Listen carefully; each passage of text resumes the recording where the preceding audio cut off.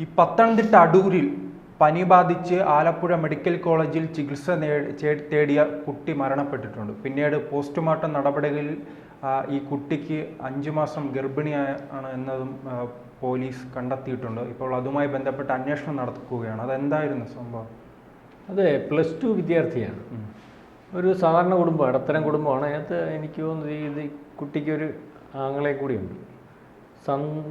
അച്ഛൻ ഗൾഫ് റിട്ടേണാണ്, അമ്മ ഒരു സ്വകാര്യ കമ്പനിയിൽ ഈ പലഹാരങ്ങളൊക്കെ ഉണ്ടാക്കുന്ന കമ്പനിയിലെ സ്റ്റാഫാണ്. അപ്പം ഇതിന് പനി ബാധിച്ച് ആശുപത്രിയിൽ പ്രവേശിപ്പിക്കുകയാണ് ചെയ്തത്. അപ്പോൾ വീട്ടുകാർക്കൊന്നും അതിനെപ്പറ്റി അറിവുള്ളതല്ല എന്നാണ് നമുക്കറിയാൻ സാധിക്കുന്നത്.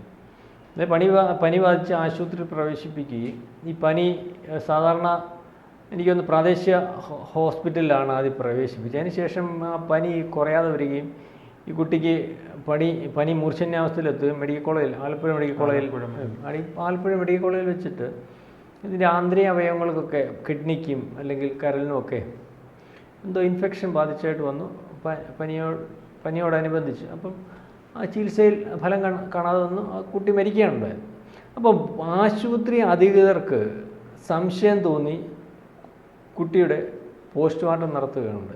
പോസ്റ്റ്മോർട്ടം നടത്തിയപ്പോഴാണ് ഈ കുട്ടി 5 മാസം ഗർഭിണിയാണെന്നും 5 മാസം ഗർഭിണിയായ കുട്ടി മരിക്കാനുണ്ടായ കാരണമെന്ന് പറഞ്ഞാൽ ഈ ഗർഭഛിദ്രത്തിന് ഉപയോഗിക്കുന്ന ഗുളികയുണ്ടല്ലോ, ആ ഗുളിക ഉപയോഗിച്ച് അതിൻ്റെ ഗർഭം അലസിപ്പിക്കാൻ ശ്രമിച്ചിട്ടുണ്ട്. അപ്പോൾ ഗർഭം അലസിപ്പിക്കാൻ ശ്രമിക്കുമ്പോൾ ഈ കുട്ടി ഗുളിക കഴിച്ചിട്ട് വയറ്റിൽ കിടക്കുന്ന കുട്ടി വയറ്റിനകത്ത് കിടന്ന് അല്ലെങ്കിൽ ഗർഭപാത്രത്തിൽ കിടന്ന് മരിച്ചു പോവുകയും ആ ഗർഭപാത്രത്തിൽ കിടന്ന് മരിച്ച കുട്ടി അവിടെ കിടന്ന് ഈ മരിച്ച കുട്ടി അറിയാമല്ലോ, മരിച്ചു കഴിയുമ്പോൾ പിന്നെ അതിന് ഇൻഫെക്ഷൻ ആവുമല്ലോ. അങ്ങനെ ഇൻഫെക്ഷൻ വന്ന് അതിനോടനുബന്ധിച്ചുള്ള പനിയും ആ ഇൻഫെക്ഷനിൽ കൂടി ആന്തരിക അവയവങ്ങളൊക്കെ അല്ലെങ്കിൽ കരളിനും കിഡ്നിയെ രണ്ടും ബാധിക്കുകയൊക്കെ ചെയ്തിട്ടാണ് ഇത് ആത്മഹത്യ എന്ന് പറയുന്നത്.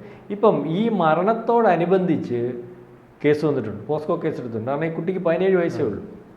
17 വയസ്സുള്ള +2 പഠിക്കുന്ന ഒരു പെൺകുട്ടി 5 മാസം ഗർഭിണിയായിട്ട് പോലും വീട്ടുകാർക്ക് അറിയാൻ സാധിക്കാതെ വരികയും അല്ലെങ്കിൽ ഈ ഗർഭത്തിന് ഉത്തരവാദിയായിട്ടുള്ള ആളിനെ വളരെ കൃത്യമായിട്ട് അറിയാൻ വയ്യാത്തൊരവസ്ഥയിലേക്ക് പോയിരിക്കുകയാണ്. അപ്പം ഏതാണ്ട് ആ കുട്ടിയുടെ കൂടെ പഠിക്കുന്ന ഒരു പയ്യനുണ്ടെന്നോ എൻ്റെ പേരിൽ ആരോപണമുണ്ട്. ഏതായാലും അത് ആരോപണം മാത്രമാണ്. പോലീസ് ഈ പോസ്റ്റ്മോർട്ടത്തിന് ശേഷം ഈ DNA മരിച്ചുപോയ അല്ലെങ്കിൽ മരിച്ച കുട്ടിയുടെ എന്ന് പറഞ്ഞാൽ ഗർഭത്തിലുണ്ടായിരുന്ന കുട്ടിയുടെ ആയിരിക്കും. അതിൻ്റെ ഇത്തരം കഥകൾ എറണാകുളത്തിൽ ഇപ്പോൾ ഇടയ്ക്കൊരു സംഭവം ഉണ്ടായിട്ടുണ്ടല്ലോ, ഇത്തരം നിരന്തരം ഇതിപ്പോൾ വർദ്ധിച്ചു വരുന്നുണ്ട്. അപ്പം ഞാനീ പറഞ്ഞത് ഇതിൻ്റെ DNA എടുത്തിട്ടുണ്ടല്ലോ, ഈ മരിച്ചു വയറ്റിലുണ്ടായിരുന്ന കുട്ടിയുടെ DNA എടുത്ത് വെച്ചിട്ടുണ്ട്. കാരണം അപ്പം ഈ സംശയമുള്ള ആ കൂടെ പഠിച്ച വിദ്യാർത്ഥിയുടെ DNA പരിശോധിക്കുമ്പോൾ അയാളാണോ ഇന്ന് കുറ്റവാളി എന്നൊന്നും അറിയാൻ പറ്റും. ഏതായാലും പോലീസ് ഈ ആരോപണ വിധേയനായിട്ടുള്ള വിദ്യാർത്ഥിയെ കണ്ടെത്തിയിട്ടുണ്ട്. അപ്പം അതിൻ്റെ പോസ്കോ കേസും എടുത്തിട്ടുണ്ട്. അറസ്റ്റൊക്കെ എന്ന് പറഞ്ഞു കഴിഞ്ഞാൽ ഈ പരിശോധനയ്ക്ക് ശേഷമായിരിക്കും. ഇപ്പോൾ ഈ പറഞ്ഞതുപോലെ ഇത് വ്യാപകമായിട്ട് കേരളത്തിലുടനീളം ഇപ്പം വിദ്യാർത്ഥികൾക്കിടയിൽ ഇതുണ്ട്. മയക്കുമരുന്നിൻ്റെയും അല്ലെങ്കിൽ അനാവശ്യമായിട്ടുള്ള മയക്കുമരുന്നിന് ശേഷം മയക്കുമരുന്ന് ഉപയോഗിക്കുകയാണ് സ്കൂൾ വിദ്യാർത്ഥികൾ അല്ലെങ്കിൽ കോളേജ് വിദ്യാർത്ഥികൾ. വ്യാപകമായിട്ട് സ്കൂളുകളിലും കോളേജുകളിലും മയക്കുമരുന്നിൻ്റെ ഉപയോഗം കൂടുതലാണ്. മയക്കുമരുന്നിന് ഉപയോഗിച്ചതിന് ശേഷം സാധാരണ പെൺകുട്ടികളെ അല്ലെങ്കിൽ മയക്കുമരുന്ന് ഉപയോഗിക്കാൻ ശീലിപ്പിച്ചതിന് ശേഷം അവരെ പിന്നെ ലൈംഗികമായിട്ട് ഉപയോഗിക്കുകയാണ്. കാരണം മയക്കുമരുന്ന് ഉപയോഗിക്കാൻ ശീലിച്ചു കഴിഞ്ഞാൽ പിന്നെ ഈ മയക്കുമരുന്നിൻ്റെ ആവശ്യകതയ്ക്ക് വേണ്ടി പണം കണ്ടെത്തേണ്ടതായിട്ട് വരും. ഈ പണം വരുമ്പോൾ പണം കണ്ടെത്തുന്നതിന് വീട്ടിലൊന്നും മാർഗ്ഗമില്ലാത്തവർ അതിനുവേണ്ടി ഏത് മാർഗവും സ്വീകരിക്കും. മാത്രവുമല്ല, ഒരാൾ മയക്കുമരുന്നിന് മോഡേൺ ഡ്രഗ്സിനൊക്കെ അടിമയായി കഴിഞ്ഞാൽ പിന്നെ അവരെ ഏത് രീതിയിലും മയക്കുമരുന്ന് വീണ്ടും അതിൻ്റെ ആവശ്യകത വരുമ്പോൾ അതിൻ്റെ ആവശ്യകതയ്ക്ക് വേണ്ടി ഏത് രീതിയിലും തരം താഴ്ന്ന് അല്ലെങ്കിൽ വഴങ്ങിക്കൊടുക്കുന്ന രീതിയിലേക്കൊക്കെ കാര്യങ്ങൾ പോകുന്നുണ്ട്. ഏതായാലും ഏത് രീതിയിലുള്ള മരണമാണ് അല്ലെങ്കിൽ ഏത് രീതിയിലുള്ള ഒരു പീഡനമാണ് ഈ കുട്ടിക്ക് സംഭവിച്ചിട്ടുള്ളത് എന്ന കാര്യത്തെപ്പറ്റി വ്യക്തതയില്ല. ഇത് ഈ പെൺകുട്ടിയുമായിട്ട് പ്രണയം നടിച്ചിട്ടുള്ള അല്ലെങ്കിൽ പ്രണയം ഉണ്ടായിട്ടുള്ള ഒരു ചെറുപ്പക്കാരനുണ്ടെന്ന് പറയുന്നു. വേറെ ഈ പറയുന്ന പോലുള്ള ആരോപണങ്ങൾ ഒക്കെ ഉണ്ടെങ്കിലും ഇതിനകത്താണ് ശക്തമായിട്ട് ഈ ആരോപണം തന്നെയാണ് കൂടെ നിൽക്കുന്നത്. ഏതായാലും വളരെ ഈ നിർഭാഗ്യകരമായിട്ടുള്ള ഒരു സംഭവമായിട്ടാണ് ആ പ്രദേശം. കാരണം നമ്മളീ പറയുമ്പോൾ 17 വയസ്സേ ഉള്ളൂ. പക്ഷേ ഇത് ഇപ്പോൾ 4-5 ദിവസമായിട്ടില്ല. അപ്പോൾ പ്രതിയെ പിടികൂടാനെന്ന് പറഞ്ഞാൽ ഞാൻ ഈ പറഞ്ഞതുപോലെ അതിൻ്റെ അകത്ത് DNA ടെസ്റ്റിന് വേണ്ടി വിട്ടിട്ടുണ്ടാവും. അതിൻ്റെ ആ DNA ടെസ്റ്റിൻ്റെ റിസൾട്ട് വന്നതിന് ശേഷം ഈ പയ്യൻ്റെ DNA ടെസ്റ്റും അല്ലെങ്കിൽ സംശയമുള്ള പ്രതിയുടെ DNA പരിശോധനയുടെ ഫലവും വരണമല്ലോ. ഇത് രണ്ടും കൂടെ ക്രോസ് മാച്ച് ചെയ്യുന്നു, അല്ലെങ്കിൽ അങ്ങനെയാണെങ്കിൽ മാത്രമല്ലേ അയാളാണെന്ന് ഉള്ളത്. അല്ലെങ്കിൽ വീണ്ടും പോലീസിനെ അന്വേഷിക്കേണ്ടി വരുമല്ലോ. വീണ്ടും അന്വേഷിക്കേണ്ടി വരുമെന്ന് പറഞ്ഞാൽ ഇതിനകത്ത് ഈ പെൺകുട്ടി ഗർഭിണിയായതിന് കാരണക്കാരൻ ആരാണെന്ന് അന്വേഷിക്കേണ്ടി വരും. ഇപ്പോൾ ഈ ആരോപണ വിധേയനായിട്ടുള്ള ഒരു പയ്യൻ, അല്ലെങ്കിൽ അടുപ്പം ഉണ്ടായിരുന്നു പറയുന്ന ഒരു പയ്യൻ, ഈ പയ്യൻ്റെ പുറത്ത് നിൽക്കുന്നത് കൊണ്ടാണ് അന്വേഷണം. അതിന് ശേഷമേ അവിടെ നിന്ന് വിപുലമാകത്തുള്ളൂ. ആ പയ്യൻ അല്ല എന്ന് വന്നാൽ മാത്രമാണല്ലോ വീണ്ടും ഒരു അന്വേഷണത്തിന് സാധ്യതയുള്ളത്. അപ്പം ഈ പറയുന്നത് പോലെ കേരളത്തിലുടനീളം ഇത്തരത്തിൽ നമ്മൾ ഈ പറയുമ്പം സദാചാരം എന്നൊക്കെ പറഞ്ഞിട്ട് ചില ആൾക്കാർ ചില കാര്യങ്ങളെ ചോദ്യം ചെയ്യുമ്പോൾ, അതൊക്കെ ശരിയല്ലെന്ന് പറയുമ്പോൾ, എല്ലാം ഒരു പരിധിക്കകത്ത് നമ്മൾ അവലംബിച്ചുകൊണ്ട് പോകുന്ന ഒരു മര്യാദയും മറ്റു കാര്യങ്ങളും ഒക്കെ സമൂഹത്തിൽ നല്ലത് തന്നെയാണ്. ഇപ്പം രണ്ടുപേരിൽ നിന്ന് കാര്യം പറയുന്നത് കണ്ടാൽ അവരെ ചോദ്യം ചെയ്യാൻ അടിക്കുകയും ചെയ്യണമെന്നല്ല നമ്മളീ പറയുന്നത്. പക്ഷേ ആ രണ്ടുപേരുടെ നിന്ന് കാര്യം പറയുമ്പോൾ അത് പ്രായപൂർത്തിയാവാത്തവരാകുമ്പോൾ അല്ലെങ്കിൽ വിദ്യാർത്ഥികളാകുമ്പോൾ അതെന്തിനാണെന്ന് ഒരു മാന്യമായിട്ട് ചോദിക്കുകയും അല്ലെങ്കിൽ അതിൻ്റെ കാര്യങ്ങളൊക്കെ തിരക്കുകയും ചെയ്യുന്ന ഒരു സമൂഹം കൂടി ഉണ്ടാവുന്നതാവും. അല്ലെങ്കിൽ ഇത്തരം പ്രായപൂർത്തിയാവാത്ത കുട്ടികളും അല്ലെങ്കിൽ പ്രായപൂർത്തിയാവാത്ത വിദ്യാർത്ഥികളും ഒക്കെ വഴിപിഴച്ച് പോകുന്ന ഒരു അവസ്ഥയിലേക്ക് കാര്യങ്ങൾ പോകും. കാരണം ഇവരെ വഴിപിഴച്ചിട്ട് വേറെ ചില കാര്യങ്ങളും അല്ലെങ്കിൽ വേറെ ചില ബിസിനസ്സുകളും ഒക്കെ നടത്തുന്നതിന് വേണ്ടി അതിനുവേണ്ടി അവരെ ആ തരത്തിൽ എത്തിക്കുന്നതിന് വേണ്ടിയുള്ള ഒരു സമൂഹവും ഒരു സംവിധാനവും ഒക്കെ ഇപ്പം രാജ്യത്ത് വ്യാപകമായിട്ട് നടക്കുന്നുണ്ട്. അതിന് പ്രധാനപ്പെട്ടതായിട്ടുള്ള കാര്യം നമ്മൾ മുമ്പേ പറഞ്ഞ മയക്കുമരുന്ന് സംവിധാനം എന്ന് പറഞ്ഞാൽ ഇത് ഏറ്റവും ആദ്യവും ഏറ്റവും എളുപ്പത്തിലും കൈകാര്യം ചെയ്യാൻ പറ്റുന്ന വിദ്യാർത്ഥികളാണ്. അത് വിദ്യാർത്ഥികൾ കോളേജിലെ വിദ്യാർത്ഥികളെക്കാട്ടിൽ അതിനകത്ത് ഏറ്റവും കൂടുതൽ എളുപ്പത്തിൽ കൈകാര്യം ചെയ്യാൻ പറ്റുന്നതും വ്യാപകമാക്കാൻ പറ്റുന്നതും സ്കൂൾ വിദ്യാർത്ഥികളാണ്. ഈ സ്കൂൾ വിദ്യാർത്ഥികളിൽ ഇത് വ്യാപകമാക്കിയാൽ വളരെ കുറഞ്ഞ പ്രായത്തിലെ പിള്ളേരെ സെക്സ് റാക്കറ്റിനകത്ത് മറ്റ് പല കാര്യങ്ങൾക്കും ഉപയോഗിക്കാൻ പറ്റും.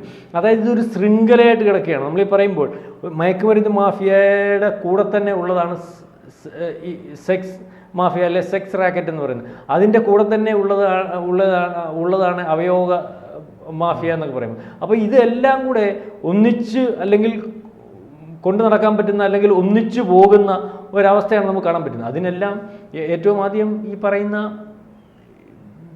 മയക്കുമരുന്നാണ് ആ ലോബിയാണ് ഇവരെ കീഴ്പ്പെടുന്നത്. കാരണം മയക്കുമരുന്ന് ലോബിയിൽ അകപ്പെട്ടു പോകുന്ന വിദ്യാർത്ഥികളായാലും ചെറുപ്പക്കാരായാലും അവരിൽ നിന്ന് പിടിവിട്ട് പോകാൻ പാടാണ്. കാരണം ഇത് എല്ലായിടത്തും കിട്ടത്തില്ല, അവൈലബിൾ അല്ലല്ലോ.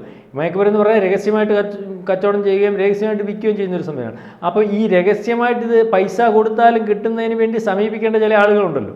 അപ്പം ഇതിനടിമയായി കഴിഞ്ഞാൽ പിന്നെ അവരെ സമീപിക്കുന്ന ഒരവസ്ഥ വരും. നമ്മൾ പൈസ കൊടുത്താൽ പോലും ഈ സാധനം കിട്ടുന്നതിന് അവരോടൊരു വിധേയത്വം കാണിക്കേണ്ടി വരും.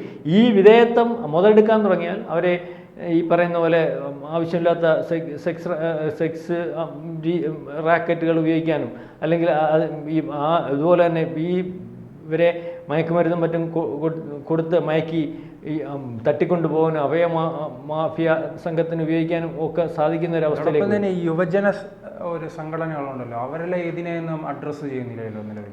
അഡ്രസ്സ് ചെയ്യുന്നില്ലയോ എന്ന് ചോദിച്ചാൽ നമ്മൾ ഈ പറയുമ്പോൾ ചില കാര്യങ്ങൾ സ്കൂളുകളിൽ പ്രത്യേകിച്ച് ഈ യുവജന സംഘടനകൾ പറയുന്നത് തങ്ങൾക്ക് വലിയ സ്വാധീനമുണ്ട്, തങ്ങൾ വലിയ മല മറിക്കുന്നു എന്ന രീതിയിൽ. അല്ല, അതിനകത്ത് വലിയൊരു കുഴപ്പം പറ്റിയിട്ടുണ്ട്. നമ്മൾ എല്ലാ കാര്യത്തിനകത്തും ചില ഈ കൃത്യമായ ഇടപെടിയിൽ അല്ലെങ്കിൽ പ്രശ്നം. പണ്ട് ഈ മയക്കുമരുന്നും അല്ലെങ്കിൽ ഇതുപോലുള്ള അനീതിക്ക് എതിരെ നിൽക്കുന്നത് ഈ വിദ്യാർത്ഥി യുവജന സംഘടനകളായിരുന്നു. നമ്മൾ എപ്പോഴും പറയേണ്ട ഒരു കാര്യം. കാരണം സ്കൂളുകളിൽ തൊട്ടേ ഈ ഓരോ പാർട്ടിയുടെ അല്ലെ SFI ആയാലും KSU ആയാലും ABVP ആയാലും ഇങ്ങനെ വിദ്യാർത്ഥി യുവജന സംഘടനകളുണ്ടായിരുന്നു. ഈ വിദ്യാർത്ഥി യുവജന സംഘടനകൾ ഓരോ പാർട്ടിയുടെ ഭാഗമായിട്ട് ഇരിക്കുമ്പോൾ ആവശ്യത്തിനും ചില കാര്യത്തിനകത്ത് അനാവശ്യത്തിനും ഒക്കെ സമരം ചെയ്യുന്ന ഒരവസ്ഥയുണ്ട്. അത് പക്ഷേ എന്നാലും ഈ വിദ്യാർത്ഥി യുവജന സംഘടനകളുടെ നിയന്ത്രണം ഉണ്ടായിരുന്ന കലാലയങ്ങളിൽ ഇതുപോലുള്ള മാഫിയ സംഘങ്ങളുടെ അഴിഞ്ഞാട്ടം നടന്നിരുന്നില്ല.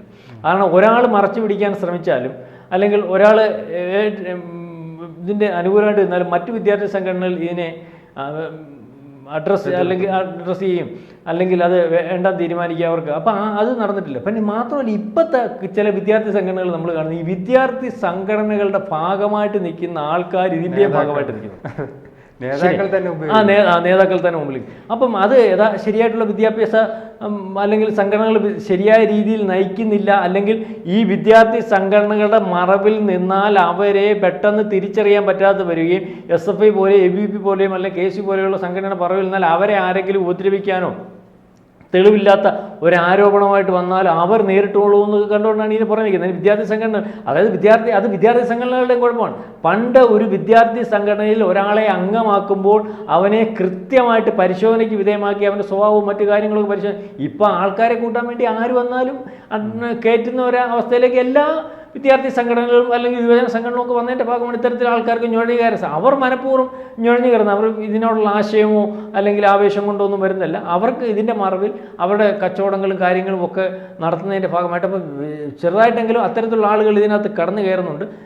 പക്ഷേ വിദ്യാർത്ഥി യുവജന പ്രസ്ഥാനങ്ങളുടെ പണ്ട് കലയാളങ്ങൾ ശ്രദ്ധിച്ചതുപോലെ ഇപ്പോൾ ശ്രദ്ധിക്കാത്തതിൻ്റെ ഭാഗമായിട്ടാണ് സംഭവിക്കുന്നത്. അതുകൊണ്ട് തന്നെയാണ് ഇത്തരത്തിലുള്ള അഴിഞ്ഞാട്ടങ്ങൾ അത് വിദ്യാർത്ഥികളിലേക്ക് ജാഗ്രത പുലർത്തുന്നുണ്ട്. പക്ഷെ എന്നിട്ട് അല്ല, പോലീസിന് എത്ര ജാഗ്രത പുലർത്താൻ പറ്റും?